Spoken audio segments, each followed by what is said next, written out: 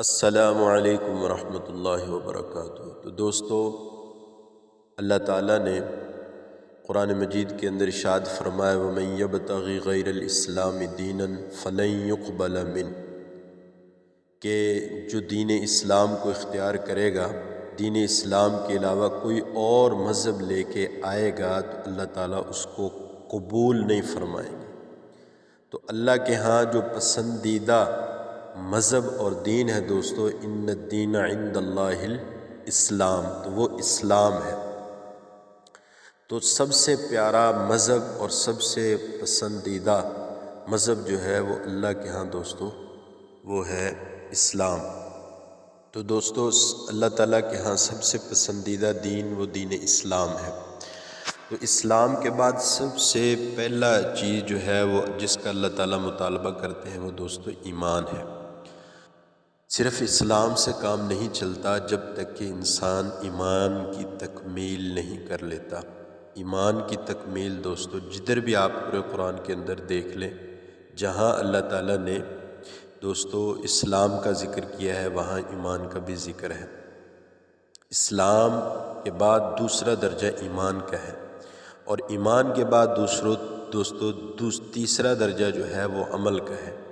ایمان اور عمل، اللہ تعالیٰ نے قرآن مجید کے اندر جہاں بھی ایمان کا تذکرہ فرمایا ساتھ ہی عمل کا بھی تذکرہ فرمایا، اِلَّا الَّذِينَ آمَنُوا وَعَمِلُوا الصَّالِحَاتِ، إِنَّ الَّذِينَ آمَنُوا وَعَمِلُوا الصَّالِحَاتِ۔ جہاں ایمان وہاں عمل، جہاں ایمان وہاں عمل، جہاں ایمان وہاں عمل۔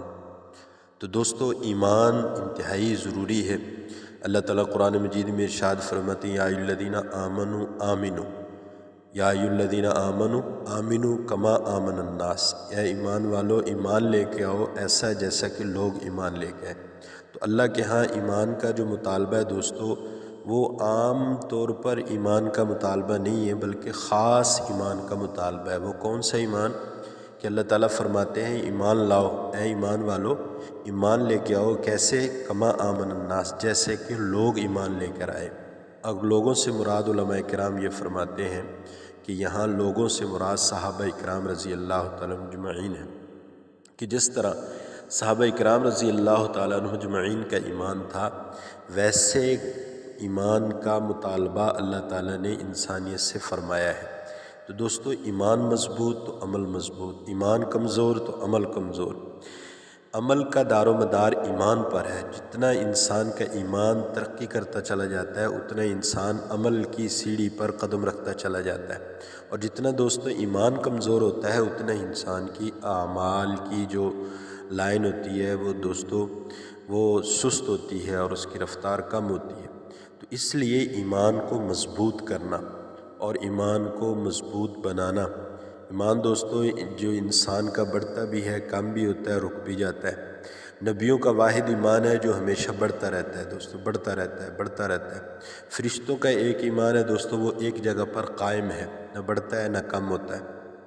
اور ایک ہے میرے دوستو عام مسلمان کا ایمان، کہ کوئی نیک بات سنی، مسجد میں گیا، نماز پڑھی، عبادت کی تو ایمان بڑھ گیا، قرآن کی تلاوت کی ایمان بڑھ گیا، اس طرح کوئی نیک اعمال کر لیے ایمان بڑھ گیا۔ اور جب انسان اعمال سے دور ہوتا ہے، مسجد سے دور ہوتا ہے، نیک مجالس سے دور ہوتا ہے تو ایمان میں کمزوری پیدا ہو جاتی ہے۔ تو نیک کاموں سے ایمان بڑھتا ہے، اور جب انسان نیک کاموں سے دور ہو جاتا ہے تو دوستو پھر ایمان کم ہو جاتا ہے۔ تو اس لیے ایمان کو ہر وقت اس کی فکر کرنا، جو بندہ اس کی فکر کرے گا اللہ تعالیٰ اس کی ایمان میں ترقی نصیب فرمائیں گے، اور جو اس کی فکر نہیں کرتا دوستو، اپنے ایمان کا خیال نہیں رکھتا، تو اس کا ایمان دن بدن پرانے کپڑے کی طرح کمزور ہوتا جاتا ہے اور ناقص ہوتا جاتا ہے۔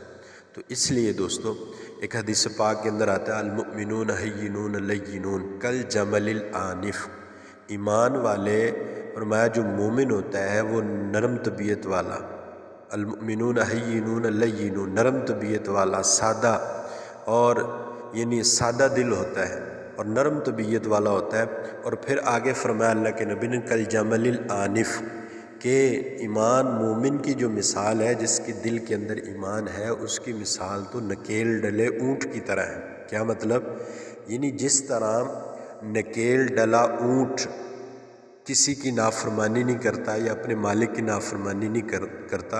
آگے الفاظ آتے ہیں انقید انقاد و ان انیخ علی صخرۃ استناخ، اگر اس کو کوئی آگے سے پکڑ کر چلے تب بھی وہ اونٹ چلتا ہے، اور اگر اس کو پیچھے سے کوئی ہانکے تو تب بھی وہ اونٹ چلتا ہے، اور اگر اس کو کسی بلند ٹیلے پر چٹان پر کوئی بچہ یا بڑا یا عورت یا مرد کوئی بھی اس کو بٹھاتا ہے تو دوستو وہ اونٹ جس کی نکیل ڈلی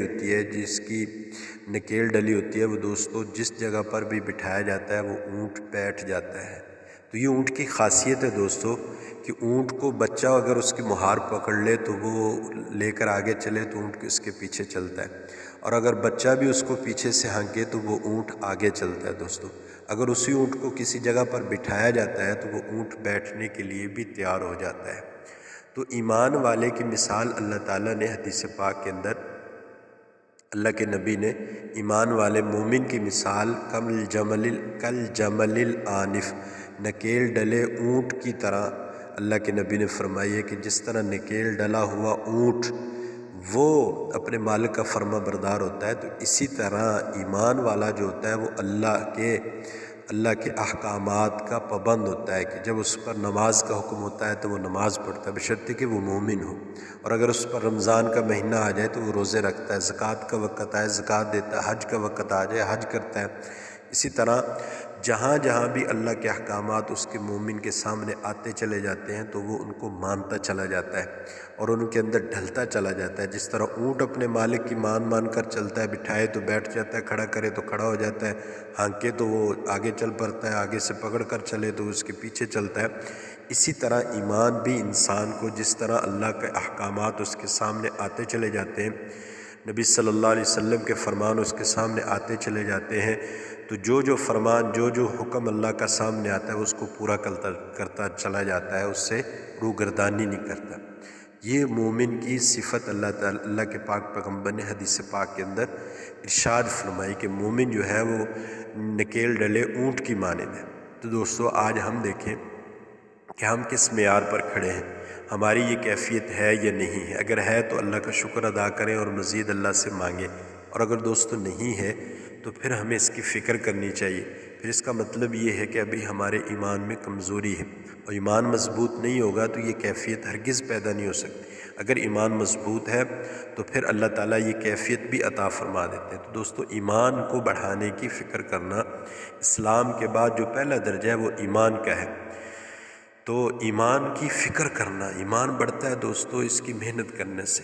کوئی چیز بھی دنیا کے اندر اللہ تعالیٰ نے ایسی نہیں بنائی کہ بغیر محنت کے اس کا وجود بن جائے، بغیر محنت کے وہ وجود پا جائے، یہ ہو نہیں سکتا۔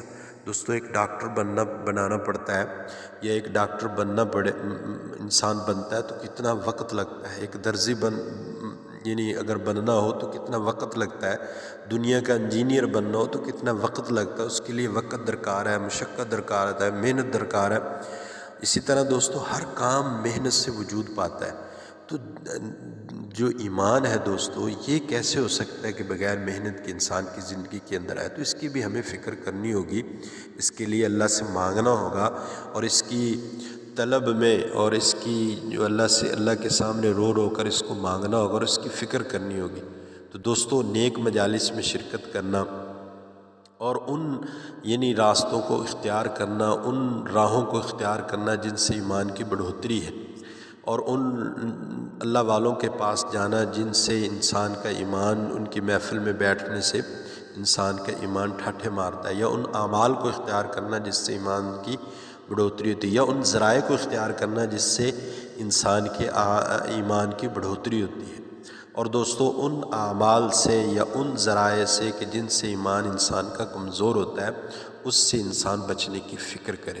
تو جب ہم محنت کریں گے اور اللہ تعالیٰ سے سچی طلب کے ذریعے سے اللہ سے مانگیں گے تو اللہ تعالیٰ کامل ایمان سے بھی نوازیں گے، اور اللہ تعالیٰ ایمان میں بڑھوتری بھی نصیب فرمائیں گے۔